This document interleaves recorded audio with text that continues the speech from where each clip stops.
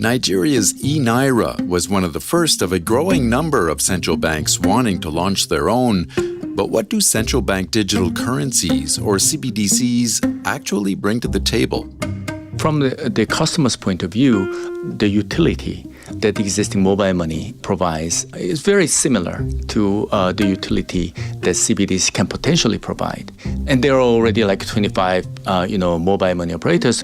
So somehow the CBDC might not mean like a game-changing value addition. In today's program, what we can learn from Nigeria's CBDC experience and how its central bank might convince more Nigerians to use it. The next 2-3 years will be very important.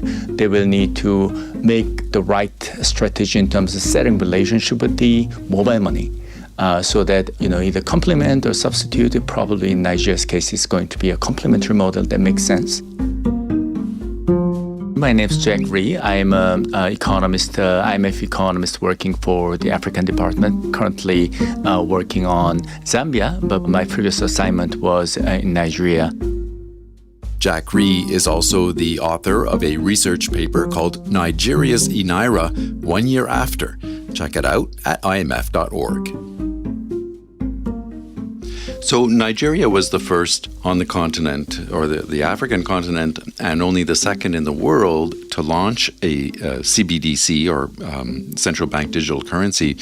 Why would it choose to do that? With all the other challenges the country faces, why did the government make this a priority? That's a very interesting question.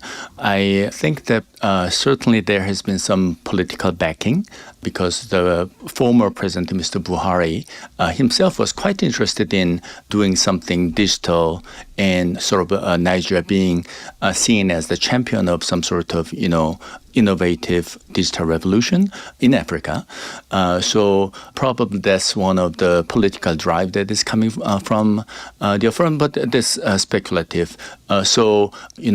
Based on the central bank's own account of their motivation, essentially, three big reasons. The first motivation is financial inclusion, which is not really much of a problem for many of the advanced central banks. For example, Bank of England recently did quite deep research on whether or not to do a CBDC on its own.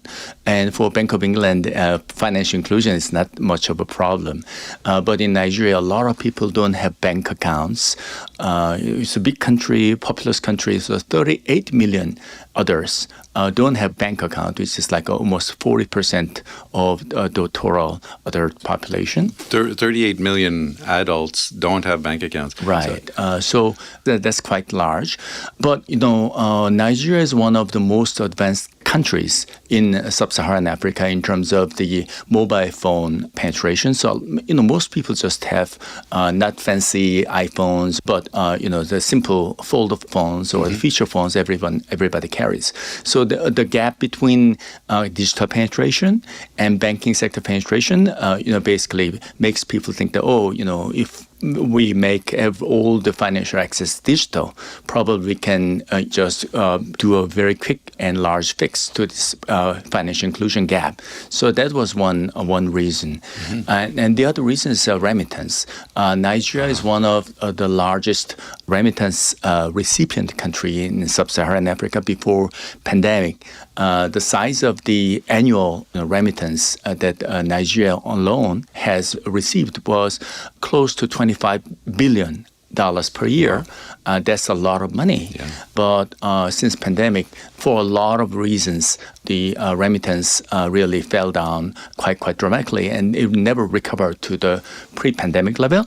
And then, along with many other developing countries, they thought that making remittance cheaper might be the way to go. Currently, for remittance through the what's called international money transfer operators, IMTOs, like Western Union, typically costs like 7 to 8% margin in every dollar you send. So, and with the CBDC, you can, in theory, bring down that cost to close to zero. So, that was another big reason. Third reason is the informal the presence of large underground or informal economy in Nigeria.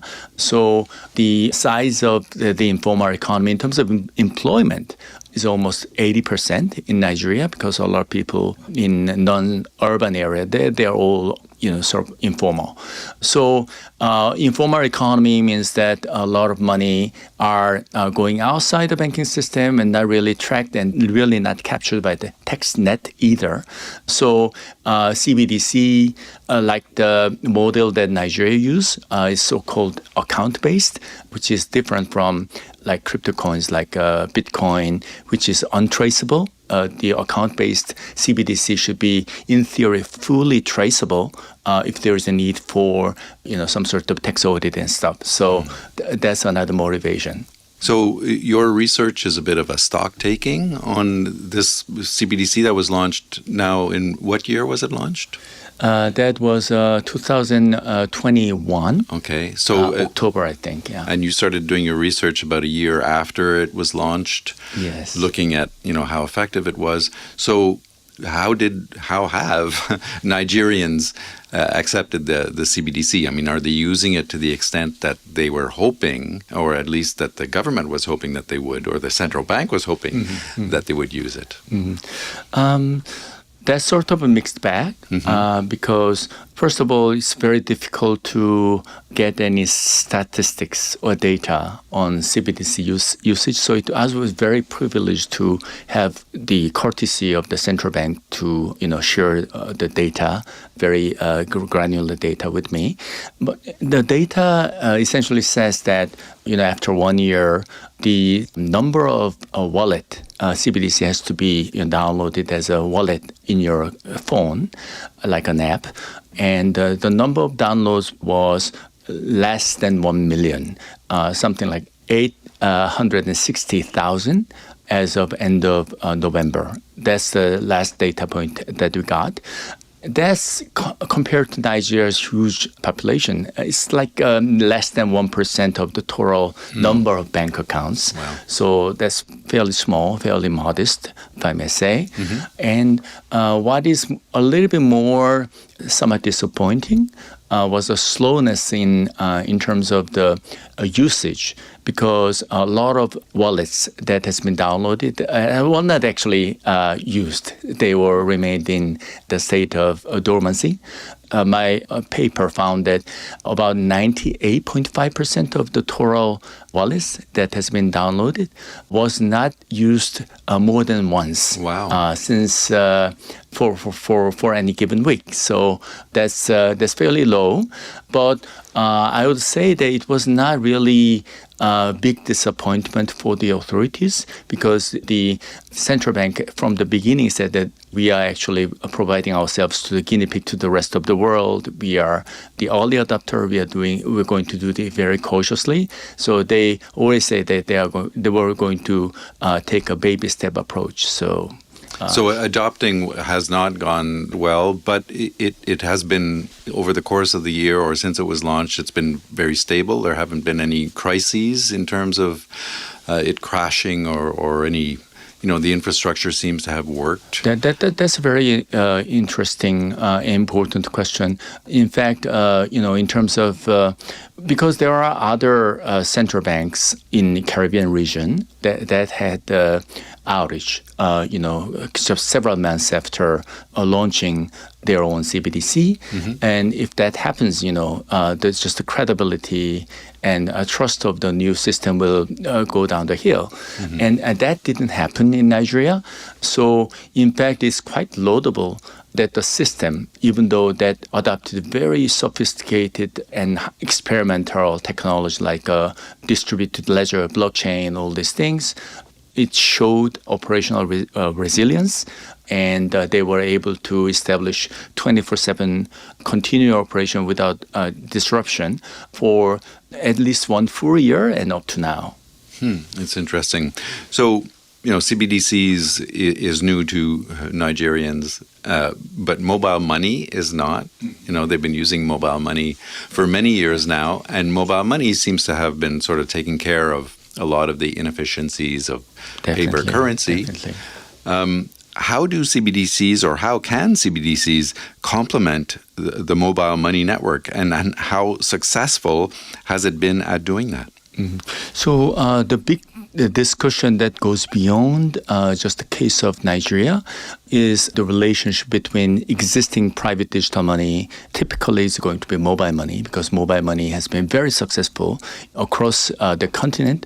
Outside Africa, the most probably successful example would be India. Mm-hmm. But here it's been very successful, and it has been really leading digitalization of finance, digitalization of the economy, and so on.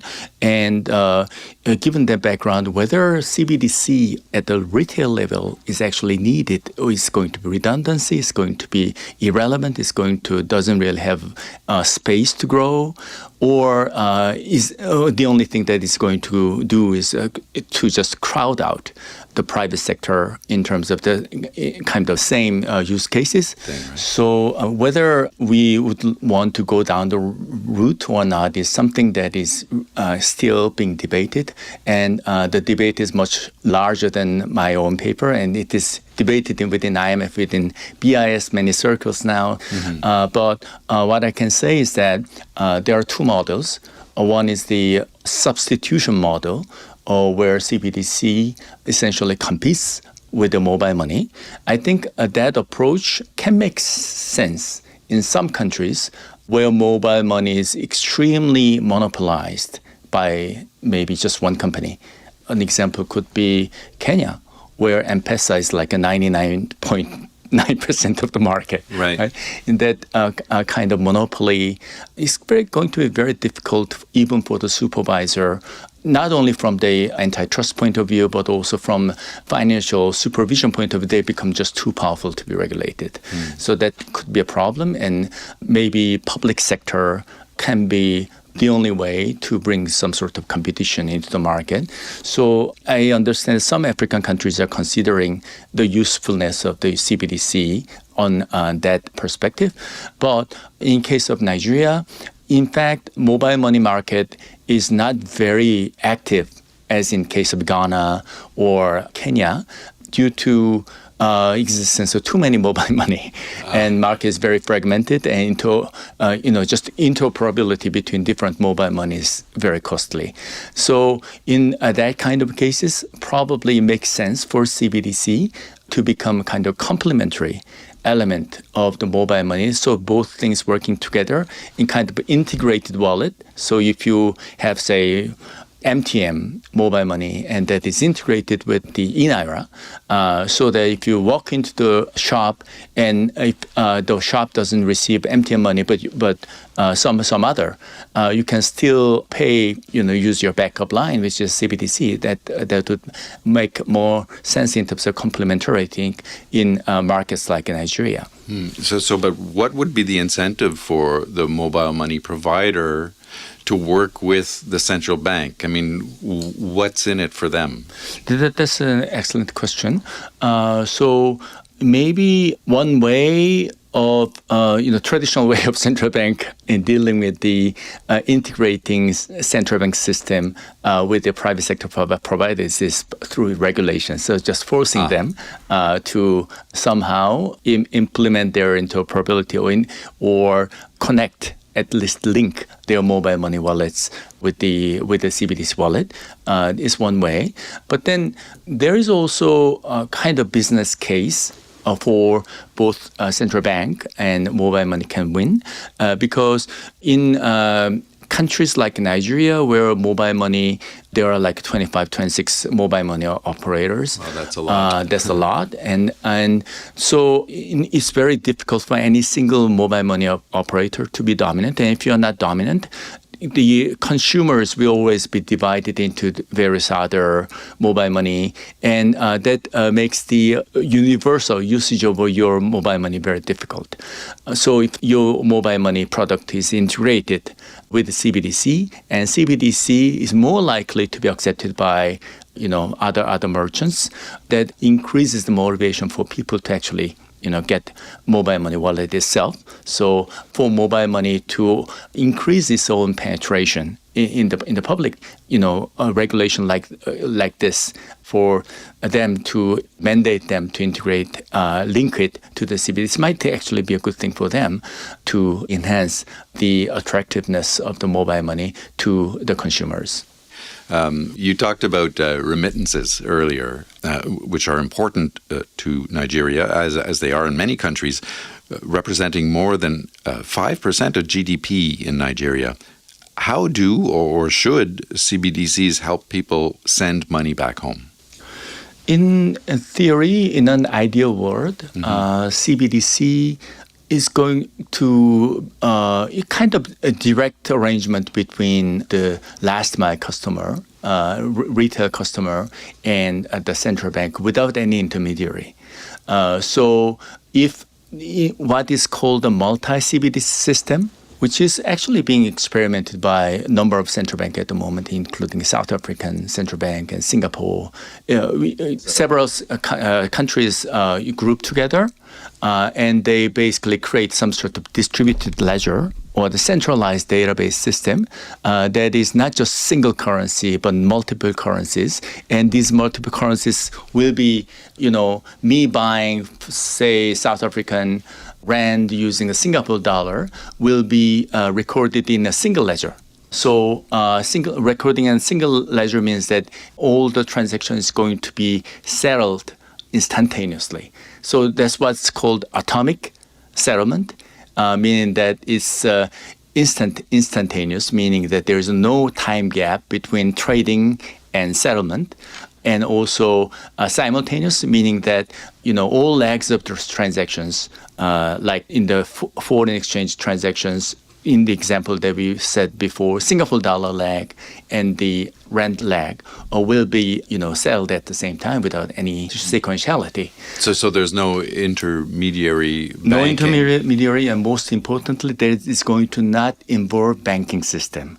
So right now, all the remittances are done through what is called correspondent banking arrangement, which is very costly and very lengthy, and that takes a long time.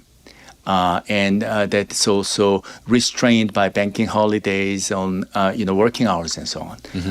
But in this ideal world where there's a multi-CBDC system, essentially the cost of remittance can go to zero. But that's an ideal world where there is some sort of multilateral solutions. For example, organizations like IMF and BIS basically lead global initiative in terms of remittances. But we're a long way to go there because we are not even sure whether countries will really how many countries want to do the CBDC experiment. Exactly. And it brings me to my last question, actually. So how significant is this eNaira experiment for Sub-Saharan Africa's broader financial system? Will this prompt, do you think, other countries to adopt their own CBDCs? Right. That's a very interesting question. And in fact, that goes much beyond my own paper's focus Nigeria. I also work as a part of the IMF's African Department's CBDC group network. And we are conducting a survey of all African countries on where they stand in terms of CBDC plan and what their thinking is, all these things. So we don't know yet, but I think Nigeria's first year experience really gives kind of mixed signals to the countries. Positive signal is in terms of the fact that Nigeria was able to build and maintain that system without a major breakage, which itself is something quite impressive from Sub-Saharan African perspective, because everybody would have thought, probably it's going to be dead on arrival type of, failed experiment. And it didn't happen. Which it was not. So that basically shows that, maybe more motivate many countries and maybe give an inspiration to other countries. Nigeria can do that, Ghana can do that, or South Africa can do that. Kind of sentiment can arise. But at the same time, Nigeria was not able to still make a breakthrough in terms of the mass adoption. So it's still very, very limited adoption there. And to make a breakthrough, the next 2-3 years will be very important. They will need to make the right strategy in terms of setting relationship with the mobile money. So that, either complement or substitute it. Probably in Nigeria's case, it's going to be a complementary model that makes sense. Maximizing the synergy with the digital revolution or this digital innovation that is going in the private sector. And then making a breakthrough in terms of remittances. The Nigeria's specific reason why it cannot work in remittance so far is because the official exchange rate has long been controlled. And if you go to black market very easily reachable and very large transactions in the black market, the spread until a while ago has been like 78%. Wow. So in terms of dual exchange rate system, and if your CBDC offers only official rate, which is hugely penalizing, nobody's going to want to use that route. Everybody is going to just carry US dollars, and then So, but then Nigeria made a big move lately in terms of floating the exchange rate. Okay. So I think that all the signs are quite hopeful, and the new government, definitely has a good opportunity for them to harness. So it's a question of creating incentives. Consumers, users, potential users want to use it because they get some kind of benefit from, whereas it's not all that obvious at this point. Definitely. Jookyung Ree is a senior economist in the African Department with the Zambia team. Thank you very much. Thank you so much, Bruce. You'll find Jookyung Ree's working paper on the eNaira 1 year after at imf.org. And you can hear more IMF podcasts on Apple Podcasts or Spotify or wherever you listen. You can also follow us on Twitter at IMF_podcast. I'm Bruce Edwards. Thanks for listening.